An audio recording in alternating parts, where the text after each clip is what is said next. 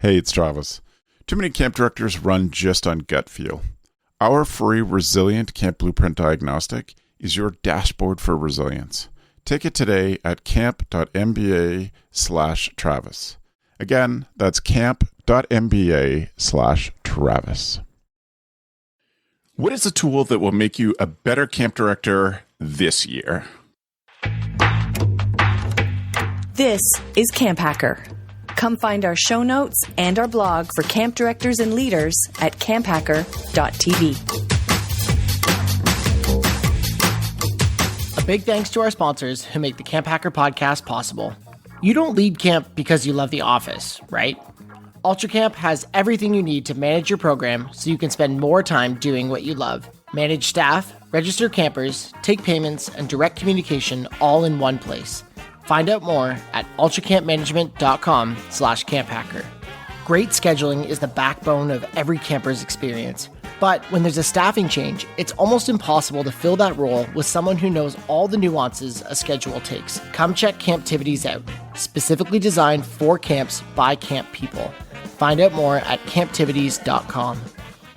Hello, Camp Mavericks, and welcome to the CampHacker podcast brought to you by UltraCamp and Camptivities. My name is Travis Allison. I am a summer camp marketing and strategy consultant. Hi, everyone. My name is Chris Hudson. I am the founder and camp director of Camp Highlight, a sleepaway camp for kids with LGBTQ parents, and routinely voted the best camp in the world. Hey everyone, my name is Gabrielle Rail, and I'm one of the camp directors of Camp Waro. Camp Waro is an all-girls camp in the Laurentian Mountains, and we focus on creating a positive environment for gender minorities. And my name's Joe Richards, and I'm the executive director at Pierce Williams, which is a summer camp and retreat facility in southwestern Ontario. We are part of the United Church of Canada's camping network, and we're located halfway between Detroit and Toronto. Welcome, everybody, to the All Tool of the Week episode. Tool of the Week.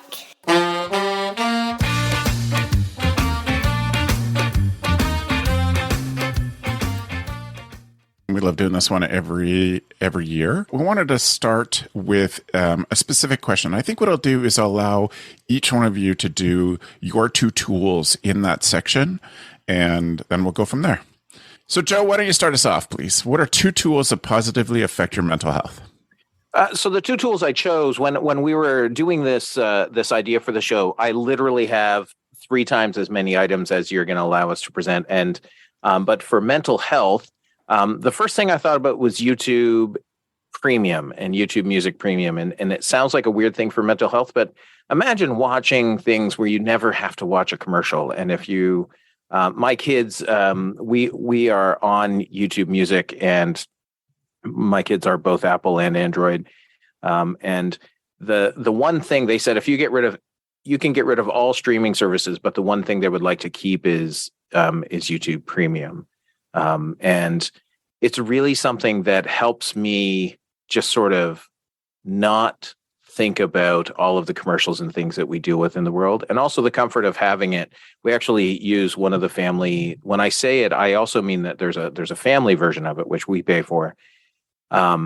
We actually have a camp account on the family. So during the summer, people, when they're doing program or training or whatnot, they have access to this, and we use it for music as well. So that's my one tool for mental health. The other one is Ultra men's running shoes. Now, they're a trail running shoe, and they're made to let your toes be in a natural state. So when you look at them, their toe bed is quite wide. It looks like you're barefoot, but it's not like the old Vimber and Five Fingers. The reason that they've helped my mental health is because I've gotten back into, I'm starting a running practice. And so doing a few runs a week, and just trying to, because I like running. And if you don't like running, then figure out what you like. But like for my mental health, being out and just running, now running is also a strong term. Run at your own. I move my 300 plus pound body through the world at a slightly faster pace and track with my heart rate. So those are my two tools. And so YouTube Premium, I think with families, like $18 a month, you get 6 people you can put on that. And I think the running shoes, the last time I checked on Zappos, they were maybe $120 to $150, and you can get them in bright orange, which I did. It's key. Yeah. And for Joe. That has really helped me. Yeah. Mm-hmm. Essential. Right on. Thank you, Joe. Gabz, what are your two tools for mental health? Or two suggestions? My first one is the polyvagal card deck. So this is like 58 practices for calm, for creating calm and change within your body. And for anybody that doesn't know what the polyvagal nerve is, it's a nerve that goes from basically the top back of your neck all the way down around your body, and it can contribute. If you relax it, it can help with stress release, but it's learning how to do that. And part of that is about breathing and stretches and exercises. But it's sort of the idea of when you're trying to tell yourself to calm down, and that doesn't work, So what are other things that you could do? We might want to will ourselves to calm down. We might want to will ourselves to lower our stress, but that's sometimes words is not enough, and we really need to get connected to our body. So for me, this is just an easy and fun way to look at it. And I think it's also something I want to share with my staff members, put in the staff lounge. And I find it just fun to pick up. My next one is the Snoop Dogg affirmation song. It's recently came out. It is amazing. It is hilarious. It is for children. And anybody that needs a little affirmation, there's something about Snoop Dogg singing an affirmation song to me in the morning when I'm getting ready. It's not every morning, but sometimes I'm like, I just need that. And it's just fun and hilarious and wonderful. And I love that he's doing that type of work. It just makes me feel like everybody's contributing to our kids. And so, the Snoop Dogg affirmation song. Amazing. A great one. And Chris, what are two tools that positively affect your mental health? So I cheated. I know we're talking about books already, but there is a book that has positively affected my mental health, and I want to share it with everybody. So after camp this year, I took a vacation. The vacation wasn't great. At the end of the vacation, I was just packing my stuff up from the hotel. I opened up the drawer, and it seems a previous guest had left a book in there. No, it wasn't the Bible. It was a book called You Are Here, Discovering the Magic of the Present Moment by Thich Nhat Hanh, who is a Buddhist monk. And I picked it up and I was like, all right, well, I need something to read on the plane, I guess. Let me tell you something. Regardless of religion, just listening to him describe how easy it is to focus on your breath and seat yourself in what's going on right now, right here. It is embarrassing that we don't do that more often. And the book is written, it's so easy to read. And if you just follow along and do some of the exercises that he is suggesting, my life has been changed. I can't talk about your life, but my life has been changed. I don't know if it's just the book. It's been a really tricky year for me. I don't know if it's just the book. But I'll tell you, I am, and people have noticed, I feel less stressed. I feel more zen about things. And even though my calendar and my to-do list are probably longer and deeper than it has been in years, I look at it and I know it's all going to get done. And I ground myself in the present moment and I keep it pumping. If it worked for me, maybe it'll work for you. If you're at a crossroads in your life, even if you're not at a crossroads, check it out. You are here. So that's the first thing I would recommend. The second thing I'd recommend is an app called Whoa.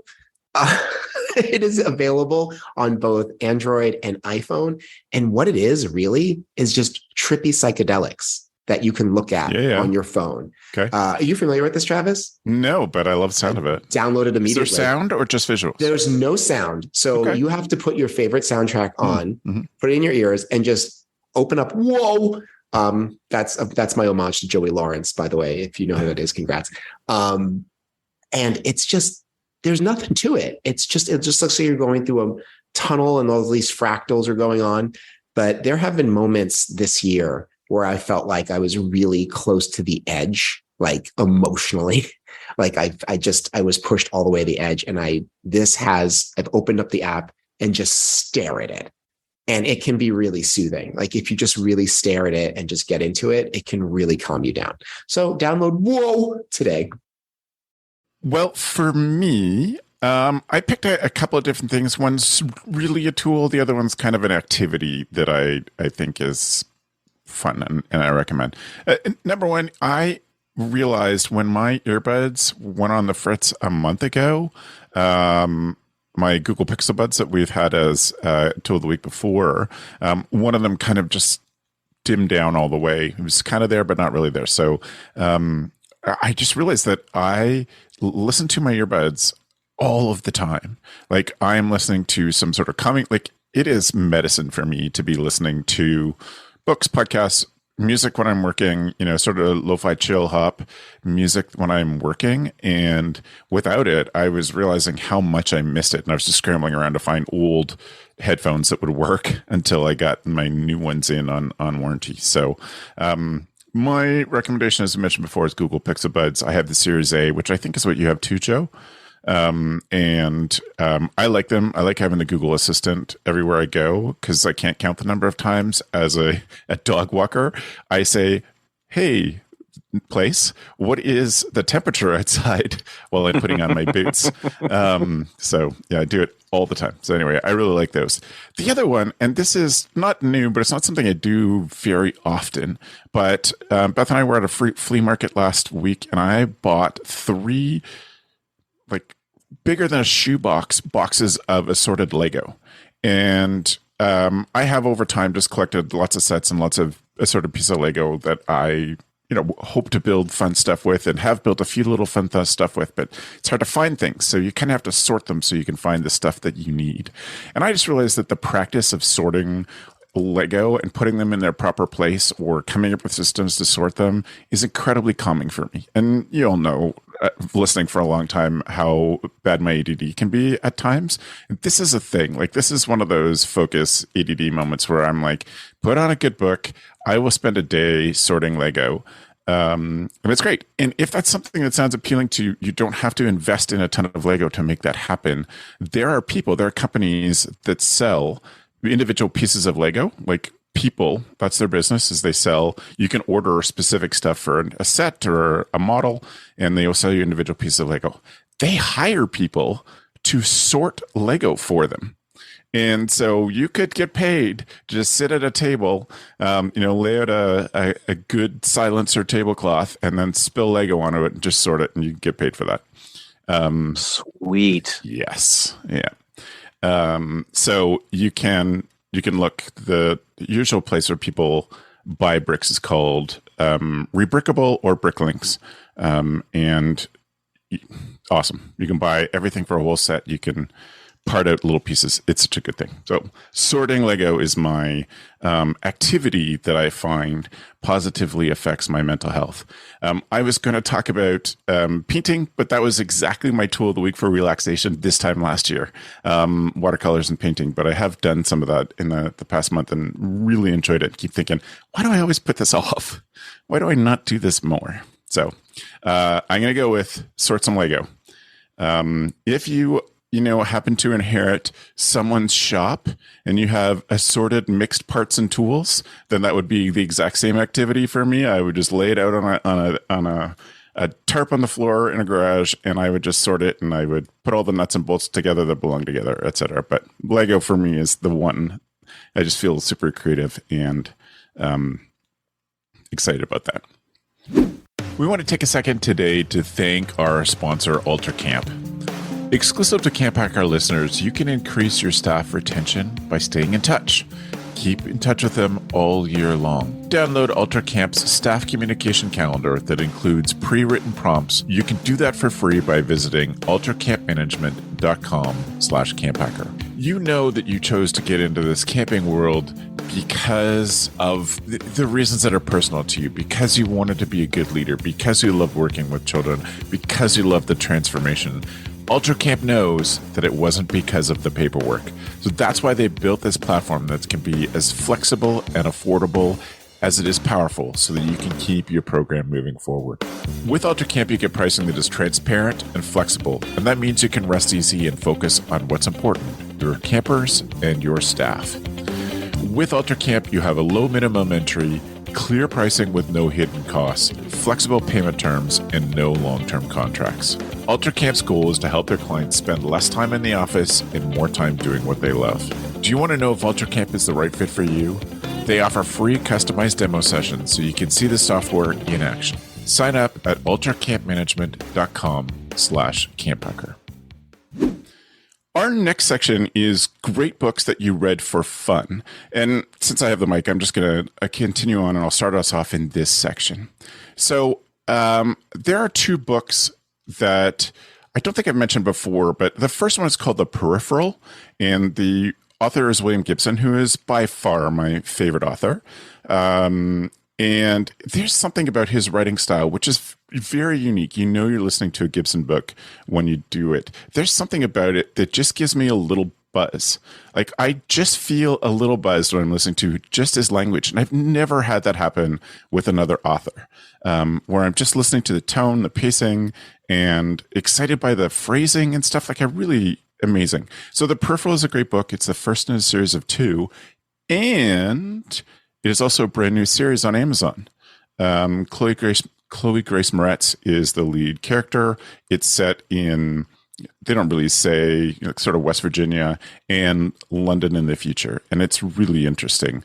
The TV show is same characters, different kind of story, but really interesting. So The Peripheral is one of those books that I really like. I like the second book in that series as well, too, which has a lot of the same characters. Another one is a new one, the third book in a trilogy that I've always loved. It's called Blitz by Daniel O'Malley, and he wrote a book called The Rook, which is the first in the series, which has one of my favorite novel openings ever. And I probably have talked about The Rook as a tool of the week before. But this is just such a great book. It's not like Gibson is... it's very accessible, but Gibson's literature, and O'Malley's just fun. Like, it's a great story. It's a premise that I love in sci-fi books, and I just like it. So I totally recommend Blitz, which is the newest book in the series. You don't have to have read the others, but I think it's worth reading all three of those books in that series. So I think what I'll do is I'm going to turn back to you, Joe. What are 3 books that you read for fun this year? I get 3 books. I thought I only got 2. No, sorry. I just did 2 trilogies. So I'm limiting you to 2 books, Joe. To 2 books, and that's what I put into the. That's what I put into the list. My first book, and I'm rereading it. I read it every night to fall asleep. Is A Fire Upon the Deep by Vernon Vinge. And if you haven't read it, it is a science fiction space opera. But the interesting thing about it is it talks about zones of thought and the idea that the higher up you go, the more transcendent you are. And so the Earth might be in the slow zone, and that's why we can't travel faster than the speed of light. But in other zones, you can travel because they have different intelligence, and you can travel at faster speeds. This is about the basic premise is that there is a blight upon the galaxy. And it is trying to get into the slow zone to get something it needs that could kill it. That's the basic premise. Don't worry about dog-like creatures that are in packs and talk to each other and other things. But it is The Fire Upon the Deep. You can listen to it. You can read it. It is great. The other book is one I found at one of my favorite bookshops in the entire world. If you're ever in Guelph, Ontario, there's a bookshop called The Bookshelf. And it has been there for, I lived in Guelph in the 1994. The Bookshelf was there. It is still there. It's got its own cinema. It is its own thing. My wife and I were there after dropping our daughter off at university, and I found a book called In Praise of Past, Walking Through Time and Nature. And it is fascinating and makes you want to go outside and hike, even like just walk a different path or revisit somewhere that you remember. So growing up at Kenessary Camp, the paths in the forest are really an integral part of my camp experience as a kid. Kennesary's forest is very small, maybe 10 acres, but it had wide open paths, right? Like, so an end of the forest closest to the lake was, by the lake, I mean Lake Erie, a massive lake. In fact, it's a great lake.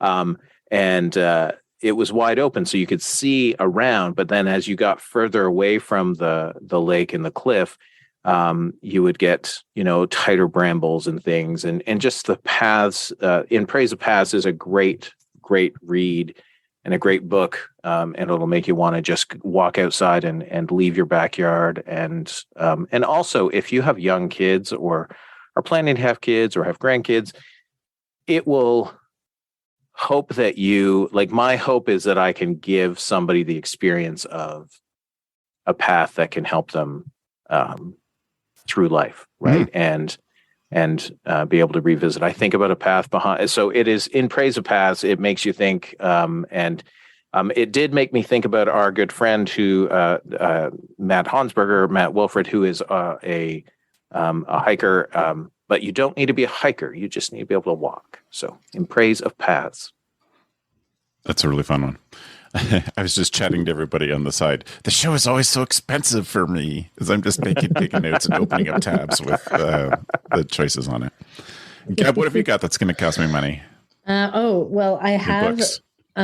have Rest in Resistance, and this is by Tricia Hershey. She's the individual that started the Nap Ministry movement, which is basically a way of helping people to understand that rest it's not just self-care, but it's an integral part of your well-being, but also an integral part of our society's well-being. And it's sort of a pushback from like productivity at all cost, yourself, societies, etc. So Tricia has a really wonderful way of bringing people in and understanding maybe that drive that a lot of us have, which is not bad, but also just even what you're talking about, Joe, taking that walk, taking that rest, taking that time, how important that is, not just to ourselves, to our family, but also to our society as a whole. And it helps me see how we run camp. So I'm really enjoying that. And then the next book is it's something that I can't listen to it fast enough. I have I have an image of my nephew at 2 years old crying because he was so hungry. And as he was eating, he was crying because it was like he couldn't get the food in his mouth quick enough. He was fine. He literally had a snack 15 minutes earlier, but he's fine. But basically just like, I'm hungry. And I'm like, well, close your mouth, chew, swallow, you'll get it. That's how I feel about this book. So it's called The Deepest Well, Healing Long-Term Effects of Childhood Adversity. So if we're talking about fun books, why is this fun for me? I find it really, really, really helpful to hear a scientific approach to the impact that trauma and adversity has on children. And the author, Nadine Burke-Harris, also Canadian American, also the previous Surgeon General of California. So this person has flex, has really, the way she describes science, biology, impact, her journey of discovering how trauma has not just a psychological impact on our children, but also a biological impact that we can see in adulthood. She brings in the geeky science and explains it in such a great way that I'm sitting down taking notes, but also understanding as she's talking. So this is just something that I'm chewing it up. I love it so much. So these two books back to back are what I'm really digging right now. Amazing. Thank you. Chris, what are two books that have been fun for you to read this year? Okay. So, this will be fun for anybody else, but this is the kind of stuff that I like to read. So everyone strap in and get into it. The first one is a book called Beyond the Gender Binary by Alok Vaid-Menon. And Alok they are a poet and activist and public speaker and writer, and they talk a lot about gender. And there's like a series of books. I don't know who is publishing them, but they're these very small tracts. And they're just, they go to activists, like young activists, and they just give them it's like 60 pages, not even. And in those pages, Alok is able to break down gender in a way that is really non-confrontational, just very matter of fact. I mean, it makes sense to me. I was the converted being preached to. Nevertheless, I think if you are someone who's like, I don't understand all these pronouns that we got to use now. Like if you're one of those, you're on a journey, and let this book take you on further down the road on that journey. I promise you, you won't turn gay or queer. You're just going to get smarter. And isn't that the goal? Isn't that what we want for everybody and our children and our children's children? You always throw that in because that's a great way to sell stuff. Your children and your children's children. Anyway, check that out, Beyond the Gender Binary. The second one I'm going to recommend, it's one of my favorite books. And again, these are both nonfiction books. So, here it is. It's a book called Amusing Ourselves to Death, Public Discourse in the Age of Show Business. It was written by Neil Postman, who I've read all of his books. And fun fact, he was a teacher at NYU where I went, and I bumped into him once, and he tried to have a normal conversation with me, but I totally fangirled out and embarrassed myself. Nevertheless, the book is wonderful. What it is about is what Postman breaks down is using the conceit of his book is, when it was written many years ago, there was this idea that Orwell's 1984 was going to dictate a kind of future, like a future where there was totalitarian control. But what Postman, what he talks about in the book is that actually it's Huxley's Brave New World, the book where the populace is kind of so inundated with pleasure and very personal things that they enjoy, that they don't even have room to care about anything else. Now, that sounds a little bit of how we're living now. Well, Postman was right. Postman breaks down and looks at the history of what he was a little before social media, but what media has done to the way that we communicate, and what's more, what it's done to the public square and how we discuss important topics and what topics even get deemed as important. So those would be my two recommendations. Again, if it's not your bag, I have zero apologies. They're fantastic. Thank you, so that's amazing. We're grateful to the folks at Camptivities for sponsoring the CampHacker podcast. The thing is, you know what this experience is like. You end the call, your mind is spinning. Who can do all the scheduling? Who can manage all these people? Get these campers to the right spaces at the right time? Where will you find the time to train the person who can pull all this together for you? You have to think about the nuances and the details just to make sure that your schedules go out the way that you need them to and the way that your families expect them to. The only people who know anything about scheduling at your camp already have a ton on their plate. So does this mean that you have to spend a lot of late nights each week getting the scheduling done? You can quickly search Google for Camp Activity Scheduler and you come across Camptivities. Camptivities is an activity scheduler for camps by camp people. As you click the link, you're already thinking, this would never work for our camp. But the thing is, you begin to explore it anyway. You find group scheduling, camper scheduling, batch scheduling. Now things are starting to get interesting to you. You see also in there that there's manual adjustments. You can schedule electives. There's tons of customizable settings, and there's 50 plus reports that you can work with to make the job easier for you and your staff. You're thinking to yourself now, this might actually save us a ton of time. When you think about your organizational continuity, you should stop just relying on that just one person who has the magic touch to pull it all together. Instead, move to Camptivities. They'd love to show you the next big thing in camp. Don't wait. Start the onboarding process now when you have the time before you get panicked about scheduling and pulling it all together. Visit camptivities.com to set up a time to chat with them. Let them help you get away from your desk and back out at camp. Thank you to Camptivities for sponsoring the CampHacker podcast. All right, so our last topic then is 2 gifts that you would recommend for every camp director. And I did ask this question, sort of like professional development gifts that you'd recommend in Camp Pros, and there's some good answers there. I haven't incorporated them yet just because I haven't had time to absorb them. But we also want to start you off right here. And Gab, I'm going to start with you. What are 2 gifts that you'd recommend to give to every camp director? Mine's not professional. Mine's not professional gifts, but it's one's a weighted blanket. Yep. It's just honestly, I need weight on me, and even if it's hot outside, I need something like on me. But you could understand there's definitely areas in Canada that there's very, very cool nights. I know across the States there are, around the world. But it's just that I find it just after a stressful day, it's helpful. It's reassuring. Get somebody a weighted blanket, even if you put it at the end of your feet and just have it on your feet. I find that super comforting. So weighted blanket. And I put a little link for one that I thought was really cute. BT dubs. And then the next one is ready to eat chana masala. So basically there's this wonderful company, I think it's MTR or something like that. Anyways, I'll check the link, and it's ready to eat like Indian food, and it's delicious. It has protein. It's vegetarian for those that are vegetarian, also gluten-free. They have those options. As camp directors, coordinators, camp professionals, our goal is to, I think, eat with the kids, eat with the staff when it's possible. Sometimes that's not possible.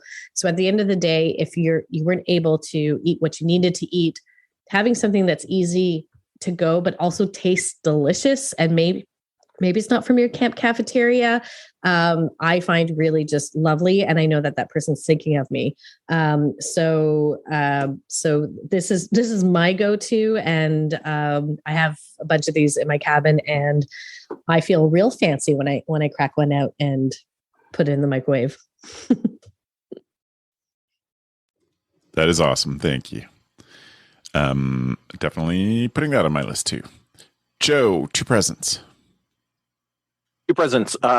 2 presents. I go from really expensive to really inexpensive on these 2 gifts. The first one is I have something called the LaserPecker 2 Super Laser Engraver and Laser Cutter. It is a portable laser engraver. And so if you go to Camp is Better on Instagram, you will see right now, or look back whenever you're listening to this, you will see a variety of tree cookies that have Pierce Williams' very specific laser etched things on them with camper names. So if kids sign up at the camp by December 15th at midnight, they will get their own Pierce Williams tree ornament that we will have to them before Christmas. And it has their name on it. It says, "I got the gift of camp." And that's all done with the laser engraver. You can also do, the way we think about it is you can pretty much do anything with it. It is the limitation with this one is that it's a 10 centimeter by 10 centimeter square. I do have something where I can do something that's 10 centimeters by endless length if I use this other tool. But to put a logo on a picnic table or to engrave, I can engrave on stones.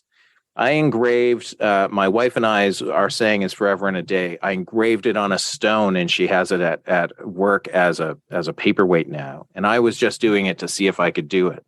And then realized I probably shouldn't be breathing in the silica dust that the laser is probably making. But it is worth every penny if you can do things at camp with it. And it will cut out. It can cut out things that are very thin. It's not a very powerful laser, but it is well worth the price as long as you utilize it. Just type in LaserPecker 2 into YouTube on your YouTube Premium, and you'll get a variety of videos about how it works. What is a very thin thing that you can cut? Like what's anything up to 1/4 of an inch? So Okay. 1/4 inch plywood. One of my tools, probably many times in the past 12 years, has been auctions, and the auctions. I have a bunch of leather from an auction this past summer, and it will cut through leather. It will also engrave on leather. So it can engrave on wood, leather, plastic. It can do round things as well. Mm-hmm. It is fascinating. It is a Chinese company, and thus the name LaserPecker, but get over it. We're all good. We're all adults, aren't we? How portable is it? Oh, it if you're seeing a picture of it, it comes with an orange cone that's attached. That's exactly 11 centimeters from the laser, which is the distance you need to be for that laser to work. You can take that, and as long as you can get power to the location, you can set that orange cone onto a piece of wood somewhere or hold it up against a fence, and you can engrave with it. And LaserPecker sells a little battery pack that can power it, so then you don't even need the extension cord. It is fully portable. And it's one of the things the chair of my board asked me why it and not a different, like one that was on a stand. And I said, because it's movable, and it doesn't take up a lot of space. So. And for laser engravers, it's a good starting price. Yeah. And we do our own, one of the whole ways that we paid for it was that it will do all of our donor wall tree cookies, yeah. and then I never have to pay another company to make me a plastic tree cookie cover. So, amazing. And then on the other end, so that's probably $1,500, anywhere from $700 to $1,500, depending on what you add to it. They have sales all the time. On the other end, for $9.50 Canadian, I got 2 of these just the other day. If you work in an office with an actual phone that has a cord on it, which we do, which many offices do, you need to have a phone cord detangler attached to your phone, your handset. Until you do, you have no understanding who fights with a tangled phone cord. Like, it gets wrapped up, and you have to be of a certain age, but the phone cord detangler is just a little attachment that attaches to the handset and attaches to the phone cord, and then it rotates so that the phone cord never gets knots and whatnot. And I don't know what a knotted phone cord looks like, because every phone I've had since the early 2000s, I put a phone cord detangler on it. And the reason I got new ones is because the ones I bought in 2007 finally died, and I needed new ones. And it's an inexpensive thing, but it makes anything that you can give a camp director or anybody in an office that makes them not think about something is a worthwhile gift. That's key. Yeah, I agree. That's really smart. And that's going to be a piece of advice that comes up in our next show. I've been thinking about that very point, Joe. So thank you for that. Chris, what are some presents you recommend? So to just piggyback off what Joe said, I always think about the things that I want to receive that make my life go quicker or make me more relaxed. So I have 2 very common things that you can buy. First of all, a soda stream. Listen, do you like seltzer and sparkling water? If not, get with the program. Everybody likes it now. And why buy it in the store when you can make it at home for your children and your children's children? The point is, I love SodaStream. It has made being able to make soda at home, also, listen, for me, I try really hard not to have sugary drinks. And I learned a long time ago that it's not necessarily like Coca-Cola. It's not the flavor that I'm craving. It's just sort of like that kinetic energy in the mouth of the bubbles. And now I get that in 0 calories. Sometimes when I want to get really wild, I'll throw like a splash of fruit punch or fruit juice in there. And like, you have an entire liter of like your own light pineapple soda or fruit punch soda or whatever. It's allowed me to stop drinking soft drinks altogether. And maybe it would work for you too. On top of that, it's just a great thing to have, right? Why have boring water when you can have what my 12-year-old cousin calls angry water? In Europe, you ask for water. In Eastern Europe, they ask if you wanted still water or water with gas. Yes, agua con gas is the way that they ask for it in Spain as well. So yeah, SodaStream is a great option. The second thing, and this isn't as specific, but I've been thinking a lot about this. What's the one thing we all love to do? Let me tell you quick, because I don't know what you're going to say. It's shower. There's nothing like a long shower after an exhausting day. What I would recommend getting for a camp director, maybe someone like me, is go into Home Depot and get the most expensive and complicated shower head that you can. Let me tell you something, everybody within the sound of my voice.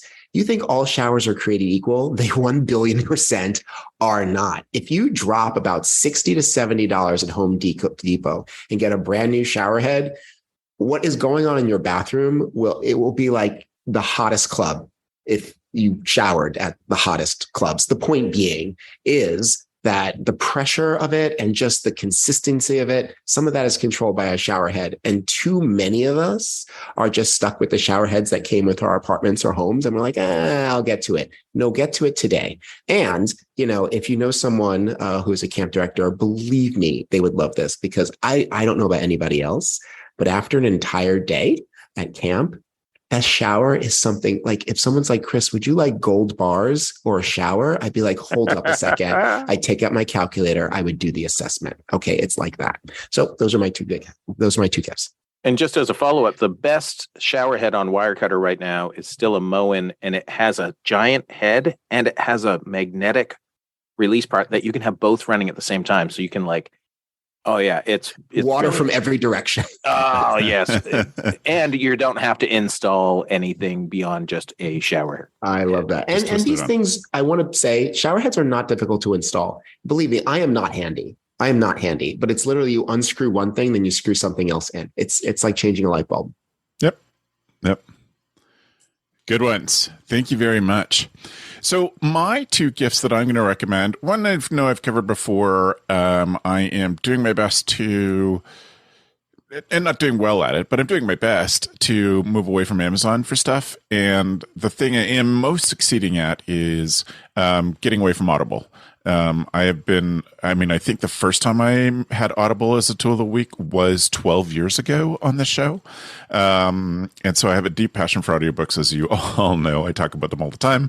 I have moved to Libro.fm. My concern was, what about all these Audible books that I've already paid for? In my case, it's a few hundred audiobooks that have been part of my subscription. And you don't have to be paying to get access to those books. Audible, Amazon, of course, can take that all away at their whim, and that's a risk I have to take, but I can still listen to my old books. And all of my new books, my subscription goes to Libro.fm. There'll be a link in our show notes at CampHacker.tv/podcast for all of this stuff. And Libro, you can pick a bookstore, a local bookstore, a Black-owned bookstore, a queer positive bookstore. I in particular have picked a queer positive bookstore in a very conservative area as the one I support. I am certain that they only get pennies per book, per subscription per month on this, but they appreciate it. And I love that. So Libro.fm, and you can get it from CampHacker.tv/podcast with all this stuff, or just Libro.fm. The other thing is something that I love, Lego, since I've been talking about it already. It's my second Lego thing. They have a new set out, which was a Lego Ideas things. Lego Ideas are sets that people make, they put up, and then they get voted on whether they're good enough to become a real Lego set. And this one was. And it was Vincent van Gogh's Starry Night as a Lego painting. And it is beautiful. It's awesome. It looks so cool. Has a little minifig Vincent in front of this giant painting relation to the minifig. It's just a really interesting looking set. And I love Lego for relaxation. I love building Lego because I'm always so interested in how they make things more complicated or more easy depending on the set and the age. They sometimes make things intentionally more complicated because it's for adult sets. And I love that. It just makes me think every time about staff training and all these different things. So those are my two gifts. As we wrap up today, I just want to say thank you. Thank you to the three of you for another year of Camp Hacker. Definitely want to say thank you to Matt Wilfred, who is our editor, who writes our show notes, who looks after all of the Go Camp Pro podcast. He's amazing. All of the folks who edit all of our Go Camp Pro shows really make sure that this stuff happens. So I'm grateful to all of them. In particular, we're grateful to Matt, and we want to thank him for all that he puts into this and gives out to the industry. So thank you to the three of you. If you're looking for contact information for all these folks, again, camphacker.tv/podcast. And thanks for the evening, friends. The Camp Hacker podcast is brought to you by Beth and Travis Allison, summer camp leadership training and marketing consultants. Thanks for listening. Hey Camp Pros. We love that our industry is built on sharing. In order to foster that spirit, if you've gotten even one good idea from a Go Camp Pro podcast, a masterclass, from the Summer Camp Pros group on Facebook, at a conference, or wherever else, we ask that you give credit where credit is due. That way, we can encourage camp pros to keep freely sharing their brilliant ideas and make the camp industry better. Thanks very much. Hey, it's Travis. Camp directors often tell me they're just too tired to take on anything new. That's exactly why my free Resilient Camp Blueprint Diagnostic exists. It doesn't add work, it shows you progress. Quick, free, repeatable, you'll know if your systems are paying off without the guesswork. Try it today at camp.mba/Travis. That's camp.mba/Travis.